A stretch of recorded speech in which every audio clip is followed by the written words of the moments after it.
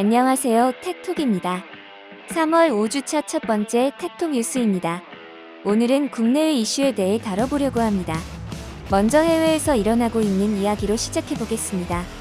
록실 이근 대위 우크라이나 근황. 해군 특수전 전단 출신 예비역 대위, 전술 컨설팅 회사 대표, 대한민국의 밀리터리 콘텐츠 붐을 일으킨 장본인 중 한 명인 이근 대위가 우크라이나의 의용군으로 참전하였습니다. 이후 현재 약 3주가 지난 시점에서 이근 대위의 근황에 대한 여러 이야기가 나오고 있습니다. 처음으로 나온 소식은 이근 대위가 사망하였다입니다. 폭격에 의해 많은 사상자가 발생하였고 그 중에 HK-416을 들고 있는 동양인이 있다. 또한 군복도 다른 우크라이나 군과는 다르다라는 소문과 함께 그 사망한 동양인이 이근 대위다라는 이야기였습니다.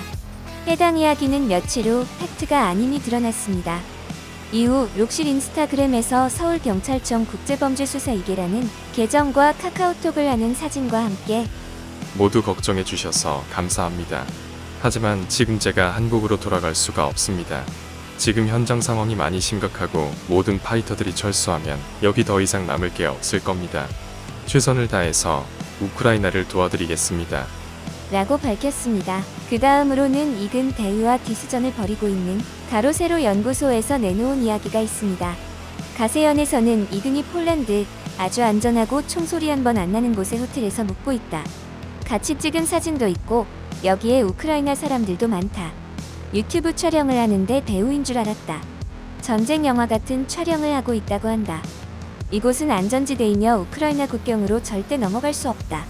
매일 아침 조식까지 먹어가며 일행과 촬영 불량 걱정을 하고 있고 촬영이 완료되면 귀국한다고 한다. 라며 폴란드에 있는 유학생이라고 주장하는 사람의 댓글을 읽어주었습니다.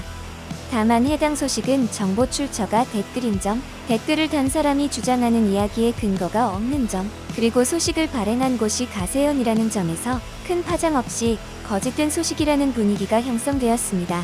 무엇보다 해당 이야기가 퍼진 지이틀 후의 록실 커뮤니티에서 1. 예비군 훈련 불참으로 인한 벌금형 2. 교전 중 사망 3. 야보리프 기지 폭격으로 인한 사망 4. 폴란드 재입국 시도 5. 폴란드 호텔에서 영화 촬영 6. 우크라이나 서부 호텔에서 치료 등의 내용은 명백하게 사실이 아니다. 라고 밝혔습니다. 또한 연합뉴스에서는 우크라이나 외국인 의용군 부대인 국토방위군 국제여단 대변인과의 인터뷰를 공개하며 한국인 의용병 중 일부는 전선에서 싸우는 부대에 배치돼 활동 중이다. 전사자가 발생하게 되면 공식적인 외교 연락망을 통해 해당 사실을 통보하고 시신을 인계할 것이다 등의 내용을 밝혔습니다. 이후 다시 록실 커뮤니티에서 우크라이나 국제군단은 큰 조직이며 이근 대위는 경력 및 경험들이 인정되어 도착 후 2일간 작전팀을 꾸린 뒤 바로 전선에 투입되었다. 야보리프 기지가 포격당했을 땐 며칠 전 해당 지역을 벗어나 임무 중이었다. 라고 밝혔습니다. 영상을 올리는 오늘 3월 30일 새로운 소식이 올라왔습니다. 록실 인스타그램과 유튜브 커뮤니티에 우크라이나에서 찍은 듯한 사진과 함께 게시글이 업로드되었습니다.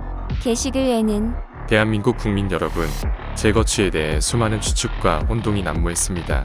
상황을 공유해드리고 오해를 풀고자 합니다.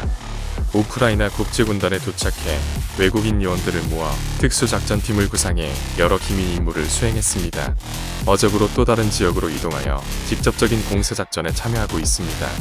라고 밝혔습니다. 사진에서 이근 대위는 옵스코어사의 헬멧과 헤드셋, 프라이사의 바지, 살로몬 전술화, 아크테릭스 자켓을 입고 CZ사의 브랜리, MS 카빈 소총과 이오텍 홀로그래픽 사이트, G33 확대경 그리고 국내 업체인 동인광학의 엔레드로 추정되는 표적 지시기를 장착하고 있었습니다.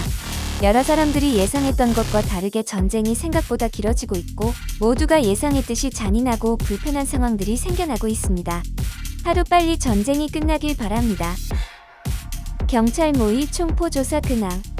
이전에 텍톡 뉴스에서 경찰의 모의 총포조사 실적이 인사에 반영되는 것으로 변경되었다는 소문이 있다고 이야기했습니다. 해당 시점까지는 증언이나 기타 자료가 모자라 팩트 여부 등이 불분명했지만 최근 국내 한 에어소프트샵에서 제보를 받았습니다.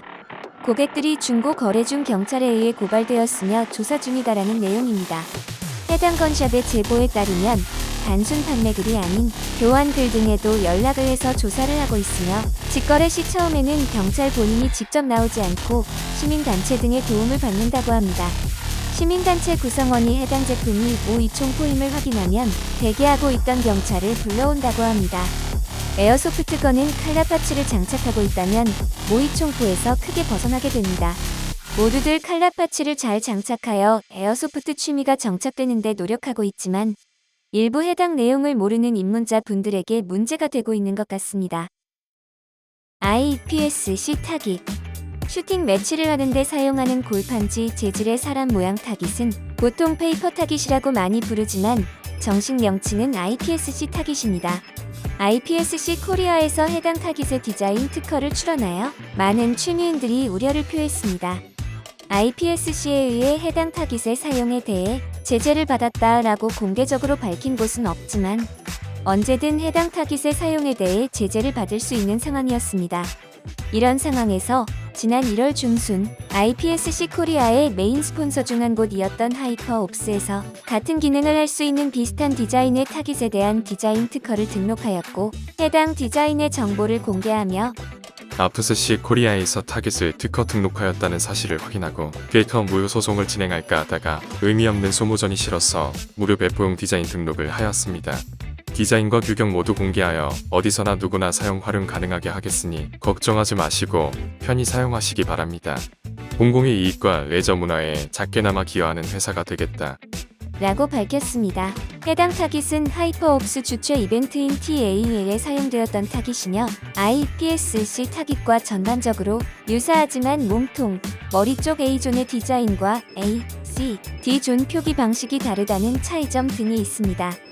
많은 사람들이 본인의 이익과 상관없이 나눔을 하며 잘 되길 바라는 에어소프트 취미가 하루빨리 인식 개선과 규제 완화로 대한민국에서 즐기기 좋은 취미로 자리 잡길 바랍니다.